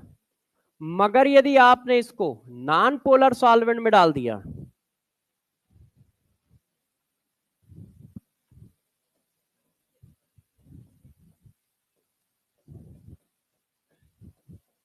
तो क्या करेगा, एसोसिएशन कर लेगा।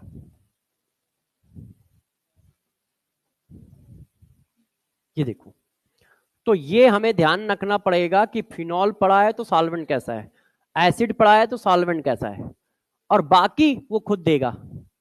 क्योंकि कोई अननोन मॉलिक्यूल होगा तो वो खुद लिख के देगा कि यार ये डिसोसिएट हो रहा है, एसोसिएट हो रहा है। इसमें नहीं लिख के देगा, क्योंकि इसमें बच्चा अपने आप खुद समझे, क्योंकि दोनों काम कर सकता है ये। तो आपको पकड़ना पड़ेगा कि क्वेश्चन में कहाँ क्या घटना घट रही है, कहाँ क्या घटना घट रही है। अब देखो, यदि इतना छप गया हो तो हम लोगों ने क्या बताया, हम लोगों ने इतना बताया कि यार जो फार्मूले आप पीछे पढ़ के आए हो वो सारे सही हैं, बस उसमें सॉल्यूट पार्टिकल के नंबर IN1 डालने हैं। आई की वैल्यू, एसोसिएशन डिसोसिएशन नहीं हो रहा है तो 1, डिसोसिएशन हो रहा है तो 1 plus n minus 1 into alpha, association हो रहा है तो 1 plus 1 upon n minus 1 into alpha. ये तीन चीजें लगानी है। केस देखा चिपका दिया, केस देखा चिपका दिया। इतनी बात क्लियर है। चलो अब आगे बढ़ते हैं, एक आध जरा क्वेश्चन कराते हैं, अभी वैसे थ्योरी बाकी है बहुत सारी। ठीक है, अब जरा ये वाला केस पहले निपटाते हैं। ये क्वेश्चन भी आपका PYQ है, मगर अब निपट जाएगा, अब निपट जाएगा। हाँ, अब जरा इस क्वेश्चन को पढ़ते हैं। बॉइलिंग पॉइंट ऑफ 0.2 मोल पर kg solution of X in water is greater than equimolar solution of Y in water। अब वो कह रहा है कि यार X का जो बॉइलिंग पॉइंट है, गौर से सुनिएगा, X का बॉइलिंग पॉइंट ज्यादा है Y से, और जबकि कंसंट्रेशन सेम है, तो भाई डेल्टा टीबी इक्वल टू होता है केबी इंटू एम। फिर गलत, विदाउट आई कुछ नहीं बोलना है अपने को, है ना, तो आई लगा के चलोगे। डेल्टा टीबी इक्वल टू होता है आई केबी इंटू एम, कंसंट्रेशन सेम है तो ये तो कोई इफेक्ट डाल नहीं रहा होगा। ये तो सॉल्वेंट पे डिपेंड करता है, दोनों के दोनों इक्वल सोल्यूशन है। तो यार ये बढ़ कैसे रहा होगा, किसी का बॉइलिंग पॉइंट बढ़ कैसे सकता है जब कंसंट्रेशन भी सेम, केबी भी सेम। इसका मतलब वांट ऑफ फैक्टर नाम की चीज में डिफरेंस आ रहा है। इससे ये पता चल रहा है कि यार x का वांट ऑफ फैक्टर y के वांट ऑफ फैक्टर से ज्यादा है कि नहीं। वो कह रहा है कि बॉइलिंग पॉइंट x का ज्यादा है y से, मगर कंसंट्रेशन सेम है। तो भाई जब कंसंट्रेशन सेम है तो मोलरिटी कांस्टेंट हो गई, के भी वैसे ही कांस्टेंट होता है, तो बॉइलिंग पॉइंट जो है डायरेक्टली प्रोपोर्शनल आ गया आई के। अब देखो यहाँ पे मैं बोल कुछ रहा हूँ, लिख कुछ रहा हूँ, मैंने कहा बॉइलिंग पॉइंट डायरेक्टली प्रोपोर्शनल हो गया आई के। देखो लिखा क्या है, डेल्टा टीबी, मगर मैंने कल या परसों पढ़ाया था कि डेल्टा टीबी और बॉइलिंग पॉइंट एक दूसरे के डायरेक्टली प्रोपोर्शनल है। तो यदि डेल्टा टी भी डायरेक्टली प्रोपोर्शनल है तो बॉइलिंग पॉइंट भी डायरेक्टली प्रोपोर्शनल है। बात समझ पा रहे हो ना? तो इसका मतलब क्या है? इसका मतलब वांट ऑफ फैक्टर एक्स का ज्यादा है। अब ज्यादा कैसे हो सकता है? ज्यादा कब होता है? जब डिसोसिएशन कराओ। तो इसका मतलब एक्स में डिसोसिएशन हुआ होगा, वाई में क्या हुआ है हमें नहीं पता, मगर ये कंफर्म है कि एक्स में डिसोसिएशन हुआ है, तभी तो बढ़ेगा। तो देख लो ऐसा कहीं लिखा है X is undergo dissociation in Y, ये तो सही है। Molecular mass of X is greater than, molecular mass का रोल इसलिए नहीं है क्योंकि तुमने कंसंट्रेशन सेम कर रखा है। मास सेम कर रखा होता तो मॉलिक्यूलर मास का रोल आता है कि नहीं? तुमने तो सीधा उठा के कंसंट्रेशन ही सेम कर दिया, तो मॉलिक्यूलर मास का कोई रोल ही नहीं है। अच्छा, मोलर मास, अब जब रोल ही नहीं है तो ज्यादा और कम की बात ही नहीं है। वाई इज अंडरगो, नहीं, डिसोसिएशन वाई कर ही नहीं सकता क्योंकि उसका वांटा फैक्टर कम है कि नहीं? एसोसिएशन लिखता तो भी ठीक हो जाता, मगर डिसोसिएशन लिखने में गलत हो जाएगा। तो पहला आंसर है, इसमें कोई दिक्कत तो नहीं है, कर लोगे ना? चलिए अब हम लोग आते हैं थोड़ा सा और घूम फिर के। अब देखो, घूमने फिरने चलते हैं इधर तक, यहां तक। फिर मैंने कहा आधे पे ही बोल दी, देखो है पूरा स्टेटमेंट तो होने दो। हाँ, of the following 0.1 m equal solution which one will exhibit the largest freezing point depression. अब देखो किसको पूछ रहा है, पहले तो मुझे ये बताओ, डेल्टा टी एफ पूछ रहा है कि एफ पूछ रहा है? फ्रीजिंग पॉइंट ऑफ सोल्यूशन कि डेल्टा टी एफ पूछ रहा है? जब भी कहीं ऐसा है तो पहले आप ये चेक कर लिया करो कि फ्रीजिंग पॉइंट पूछ रहा है कि डेविएशन पूछ रहा है। बॉइलिंग पॉइंट में आप ना चेक करो, क्यों? क्योंकि दोनों एक दूसरे के डायरेक्टली प्रोपोर्शनल है। तो गलत करो या सही करो, आंसर सही आता है, आंसर सही आता है क्योंकि दोनों सिमिलर चलते हैं। तो तुम मान लो ये भी मान के चल रहे हो कि नहीं डेविएशन का ऑर्डर पूछ रहा है, तो भी वही ऑर्डर आएगा। अब मान के चल रहे हो बॉइलिंग पॉइंट ऑफ सोल्यूशन पूछ रहा है, तो भी वही ऑर्डर आएगा। चाहे आप गलत पढ़ो चाहे सही पढ़ो, आंसर आप सही करके आओगे। क्यों? क्योंकि दोनों का ऑर्डर सेम है। मगर यहां उल्टा होता है, तो इसलिए यहां जब फ्रीजिंग पॉइंट का क्वेश्चन हो तो जरूर देखो कि पूछ किसका रहा है, डेल्टा टीएफ का पूछ रहा है या एफ का पूछ रहा है, मतलब फ्रीजिंग पॉइंट पूछ रहा है या डेविएशन पूछ रहा है। तो भाई तो डेविएशन पूछ रहा है, तो डेविएशन क्या फार्मूला होता है? विदाउट आई हम नहीं चलेंगे। कंसंट्रेशन भाई ने सेम कर रखा है, के एफ सबके लिए सेम है क्योंकि सबका सॉल्वेंट सेम है, सबका इक्वल सोल्यूशन है, सॉल्वेंट सेम तो के एफ सेम। तो अब क्या है, जिसका आई ज्यादा उसका डेल्टा टीएफ की वैल्यू ज्यादा। अब आई किसका ज्यादा है? अब देखो यहां पे अल्फा नहीं दिया है पता चला KCl 100% डिसोसिएट हो भी रहा है कि नहीं, हमें क्या पता, नहीं दे रहा है तो आप 100% मान के चलो। तो आई और एन बराबर होंगे तो कितने आयन होंगे? एक और दो, एन की वैल्यू दो तो आई की वैल्यू दो। अब ये क्या है? ग्लूकोज का भाई है, या तो ग्लूकोज होगा या फ्रक्टोज होगा या मेनोज होगा क्योंकि मॉलिक्यूलर फार्मूला लिखा है, मगर जो भी कुछ लिखा हो कार्बोहाइड्रेट है ना। आई क्या होगा? 1। अब देखो 2 आयन और 3 आयन, टोटल कितने आयन है? 5। तो एन की वैल्यू 5 तो आई की वैल्यू 5। अच्छा, अब इसमें 2 आयन और एक 3 आयन, आई की वैल्यू 3 तो एन की वैल्यू 3। अब लार्जेस्ट पूछ रहा है तो ये, लोएस्ट पूछता तो बी। सही है कि नहीं? सही चल रहा है, टेंशन तो नहीं है? अच्छा नहीं है तो आगे बढ़ जाते हैं। ये क्या कहना चाहते हैं? चलो 1 मिनट रुक जाओ, कुछ कहानी भी लिख देते हैं फिर क्वेश्चन पे चलते हैं।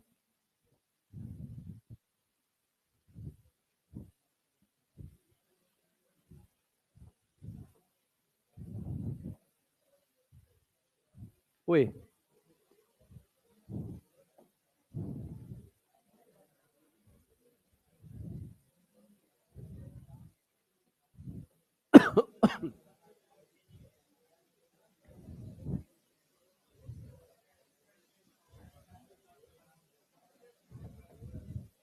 देखो बच्चों, हमारा फार्मूला है delta TB equal to I K B M.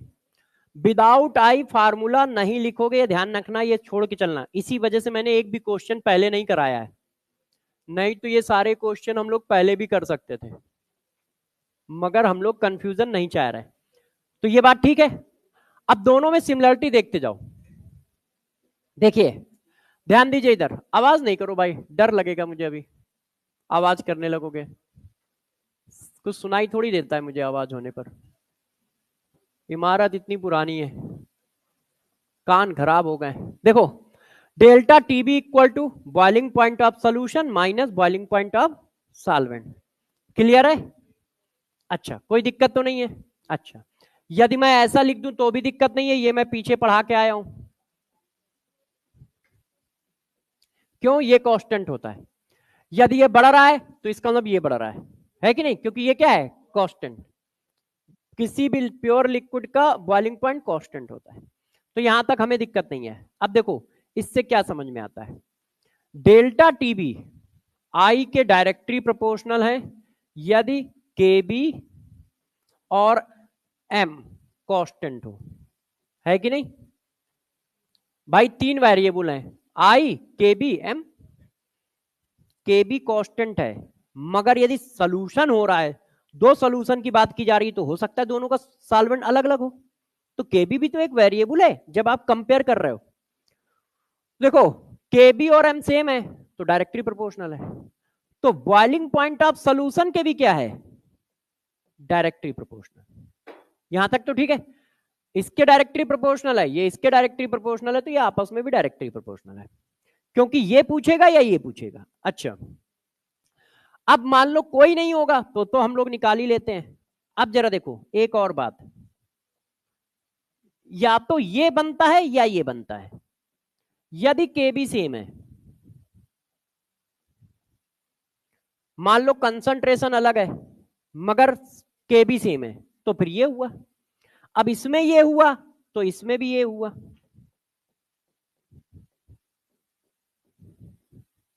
सही है कि नहीं?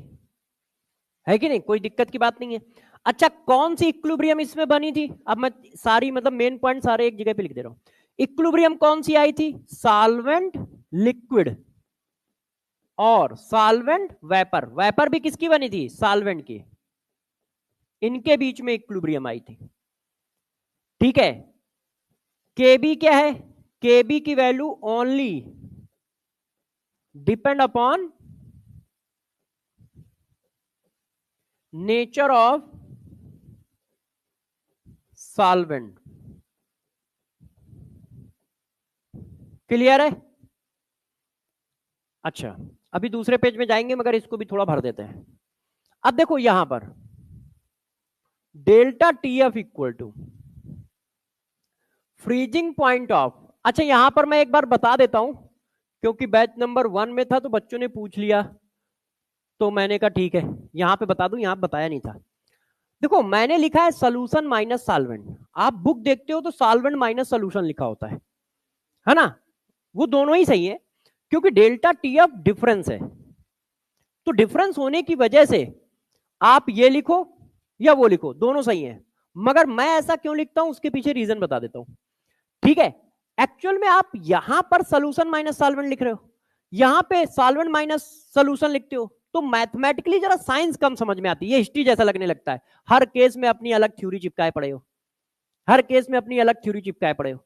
तो जब हम लगातार ये कर रहे हैं कि सोल्यूशन माइनस सॉल्वेंट, तो यहां पर भी कर दो, दिक्कत क्या है? और दूसरी सबसे बड़ी दिक्कत है कि जब वो सॉल्वेंट माइनस सोल्यूशन करते हो तो डेल्टा टीएफ की वैल्यू आती है पॉजिटिव, और पॉजिटिव का मतलब क्या होता है? बढ़ना। अब वहां तुमने लिखा है डिप्रेशन, यहां लिखा है बढ़ना, तो मैथ और लैंग्वेज मैच कम कर रही है, तो बच्चे को दिमाग में जोर रखना पड़ेगा कि भाई ये सॉल्वेंट माइनस सोल्यूशन है। तो इस वजह से मैं वही लिखता हूं जो लैंग्वेज में लिखा है। लैंग्वेज में क्या लिखा है? डिप्रेशन, मतलब कम होना, और डेल्टा टीएफ की वैल्यू निगेटिव आ रही है, इसका मतलब कम हो रहा है, क्योंकि सॉल्वेंट हमारा वाटर है, वाटर जीरो है, वाटर जीरो है, तो इसका मतलब कम हो रहा है। तो जो लैंग्वेज में लिखा है वही डाटा दिखा रहा है, नहीं तो वहां जब डाटा दिखाता है और जो लैंग्वेज लिखा होता है वो जस्ट अपोजिट दिख रहा होता है। भाई किसी चीज के कम होने की वैल्यू प्लस में थोड़ी आएगी, तो इस वजह से मैं उसको सिमिलरिटी में रखता हूं। आंसर सेम आएंगे, सब कुछ सेम आएगा, कोई चेंजेस नहीं होंगे, कोई भी चेंजेस नहीं है। ठीक है, ध्यान रखिएगा। मैंने कहा इस बात को यहां भी क्लियर कर दूं क्योंकि वहां कर चुका हूं। अच्छा देखो, अब जो हम लोग साइन लेते हैं वो हमेशा न्यूमेरिकल लगाते समय हम लोग हमेशा मॉड लेके चलते हैं। तो delta T F equal to है आई के एफ एम। अब यहां से देखो, डेल्टा टी एफ और फ्रीजिंग पॉइंट ऑफ सोल्यूशन दोनों इनवर्सली प्रोपोर्शनल है। ये वैल्यू यदि बढ़ रही है तो इसका मतलब ये कम हो रही होगी। क्यों? क्योंकि ये कांस्टेंट वैल्यू है, ये चेंज ही नहीं हो रही है। यदि डिफरेंस बढ़ रहा है इसका मतलब ये कम हो रहा होगा, क्योंकि ये इससे ज्यादा हो ही नहीं सकता है, तो कम ही हो सकता है कि नहीं? ये हमारा फ्रीजिंग पॉइंट ऑफ सॉल्वेंट है, ये फ्रीजिंग पॉइंट ऑफ सोल्यूशन है। सोल्यूशन का फ्रीजिंग पॉइंट कभी भी सॉल्वेंट से ज्यादा हो सकता है? नहीं, क्योंकि भाई डिप्रेशन है ना, तो ज्यादा कैसे हो सकता है? बराबर भी नहीं हो सकता है। तो फिर ये बढ़ेगा कैसे? ये बढ़ने का मतलब है ये कम होना, क्योंकि ये तो कांस्टेंट है, फिक्स है, और ये ऊपर जा ही नहीं सकता है, अलाउ ही नहीं है साइंस के थ्रू, तो इसको नीचे ही ला सकते हैं। तो इसका मतलब ये दोनों इनवर्सली प्रोपोर्शनल है। तो यहां पर आपको थोड़ा सा ध्यान रखना पड़ेगा कि यार वो ऑर्डर किसका पूछ रहा है। क्यों? क्योंकि ऑर्डर में दिक्कत आएगी। ये देखो, यदि के एफ और एम कांस्टेंट है, इनवर्सली प्रोपोर्शनल लग रहा है,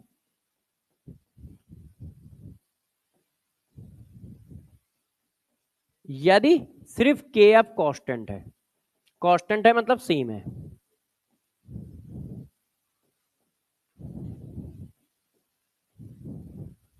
ये इसके डायरेक्टली प्रोपोर्शनल है और ये इसके डायरेक्टली प्रोपोर्शनल है। ये देखो, ठीक है। अब के एफ की वैल्यू भी सिर्फ सॉल्वेंट पे डिपेंड करती है।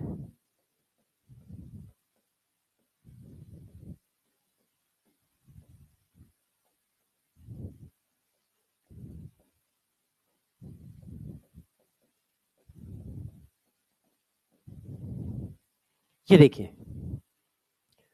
कुछ पॉइंट हम लोगों ने यहां छाप लिए हैं कि हाँ भाई क्या क्या मैक्सिमम क्वेश्चन ऑर्डर वाले आते हैं, ऑर्डर वाले नहीं आएंगे तो पूरा फार्मूला तो हम लगाएंगे ही लगाएंगे। तो अब जरा देखो, यहां तक बात हमने कर ली, सबकी बात कर लें फिर आराम से क्वेश्चन करेंगे। और क्या? हाँ, स्लाइड को आगे कर दें। आप ही तो कह रहे हो टाइम हो गया है, स्लाइड आगे बढ़ाओ जल्दी जल्दी।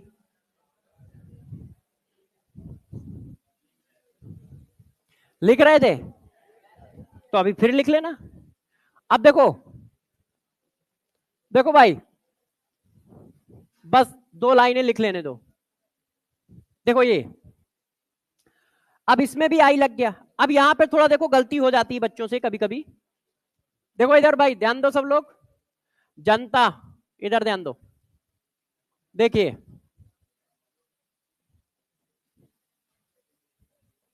टेम्परेचर कांस्टेंट है तो इसके प्रोपोर्शनल होगा। अच्छा, मैं इसको ऐसे लिख दूं तो भी बुरा नहीं मानोगे, यदि सी और टी कांस्टेंट हो। अब जरा देखना, डरना नहीं आप लोग। If more than 1 solute present, यदि एक से ज्यादा सॉल्यूट है तो ये फार्मूला ऐसे चलेगा। अब भाई आई भी सबके अलग अलग होंगे ना, 2 सॉल्यूट हैं तो 2, 3 सॉल्यूट है तो 3, 4 हैं तो 4, I1C1 plus I2C2 plus so on. Solute A का कंसंट्रेशन, सॉल्यूट दूसरे का कंसंट्रेशन, और सॉल्यूट ए का आई, सॉल्यूट दो का आई। ठीक है, यदि एक से ज्यादा सॉल्यूट होंगे तो ये फार्मूला ऐसे लगेगा। जैसे मान लो उसने कहा कि यार इसमें सोडियम कार्बोनेट भी प्रेजेंट है और साथ साथ में NaCl भी प्रेजेंट है। अब इसका क्या करो, ऑस्मोटिक प्रेशर निकाल दो बस। 250 ml में, 250 ml में 0.1 मोल सोडियम कार्बोनेट भी है और 0.1 मोल NaCl भी है, 300 डिग्री सेंटीग्रेड है। अब इसका बस ऑस्मोटिक प्रेशर बता दो। तो अब 2 सॉल्यूट है ना, तो हम कैसे करें? तो उनके वांटा फैक्टर भी अलग अलग है, तो फिर आप ऐसे करोगे I1C1 प्लस I2C2 और आर टी, आई इंटू उसका कंसंट्रेशन, आई इंटू उसका कंसंट्रेशन, ठीक है, और पाई निकाल दिया। अच्छा, अब आपने एक टर्म पढ़ाया था मेरे को, क्या टर्म पढ़ाया था? आइसोटोनिक। तो आइसोटोनिक सॉल्यूशन का मतलब क्या होता है? पाई बराबर होना, एक सॉल्यूशन का ऑस्मोटिक प्रेशर दूसरे सॉल्यूशन के बराबर होना। तो जब हम पाई बराबर करेंगे तो अब तो हमारे पास क्या है? आई भी है, तो इसका मतलब ये होगा, इसका क्या आया? I1C1 RT, I2C2 RT at constant temperature. R तो वैसे ही कांस्टेंट होता है, तो यदि आइसोटोनिक सोल्यूशन है तो I1C1 इक्वल टू I2C2 हो जाएगा हमारा। आई क्या है? वन टॉप फैक्टर, आप जानते हैं, ठीक है। इस चीज को हम इतना कर लेंगे। अब इस क्वेश्चन को करते हैं। हाँ, कहा हो? कोई कुछ पूछना है? हाँ, टाइम हो रहा है, करो आंसर बताओ। डी, देखो, which of the following pair of solution can be expected to be isotonic at the same temperature. यदि ये आइसोटोनिक हैं तो इनके ऑस्मोटिक प्रेशर सेम होने चाहिए। अब ऑस्मोटिक प्रेशर में देखो कंसंट्रेशन चेंज हो रहा है, आई भी चेंज हो रहा है, तो इसका मतलब IC1 इक्वल टू IC2 होना चाहिए। तो देखो करते हैं, देखिए C1 इंटू आई कितना है? 2, N2 I2, इसकी निकालो। C1 आई कितना है? 2 और 1 3, बराबर तो नहीं निकले। आई इंटू यूरिया 1, आई इंटू 2, एक Na एक Cl, बराबर नहीं निकले। इसको करते हैं 0.1 इंटू यूरिया 1, 0.2 इंटू 3, ये भी बराबर नहीं निकले। 0.1 इंटू 1 और 2 3, 0.1 इंटू 2 और 1 3 3, ये बराबर है। तो डी आंसर हो गया, है कि नहीं? बात समझ रहे हो कैसे कर रहा हूं? अच्छा, जिद कर रहे हो तो एक और कर लो।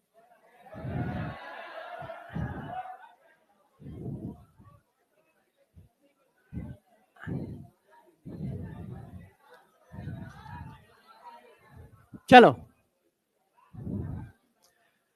नेक्स्ट क्लास में हम लोग क्वेश्चन करेंगे और आगे की पढ़ाई करेंगे। तो पहले मगर क्वेश्चन करेंगे, क्योंकि अभी 4-5 ही कराए हैं, तो 8-10 क्वेश्चन करेंगे और इसके आगे पढ़ेंगे।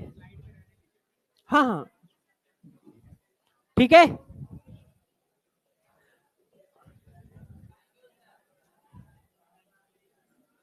समझ पा रहे हो सब लोग? सब लोग? हाँ,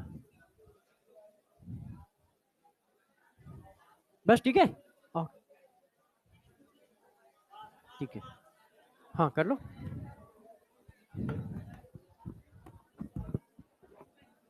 समझ तो पा रहे हो ना सब लोग क्या चल रहा है?